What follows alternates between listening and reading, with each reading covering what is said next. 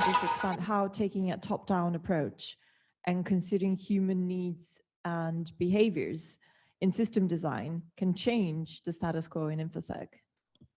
Well, actually, taking a top-down approach is having things handed to you that you have to follow, but taking a bottom-up or ground-up approach and really connecting with the people that are using your system. This is the important direction that we need to drive a change in. We need to flip it. I wonder if any other candidates. Yeah. Yes. Maybe a proposal at this stage. I mean, I've heard here that we need a paradigm shift. Glenn has said that. And some sort of friction with GRC. And maybe a proposal is let's add another C at the end of GRC. Let's add culture.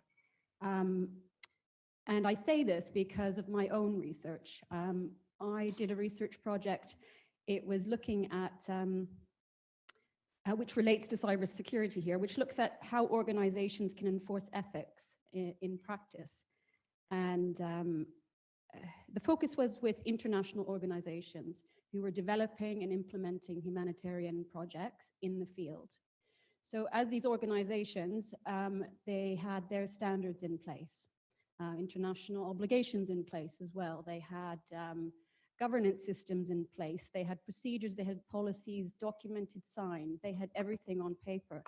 When we went into the field, it was slightly different. These choices that people were making may not have always followed policy, and it was because of the environmental factors that were there. And as well, these policies and procedures were not done with the user in mind.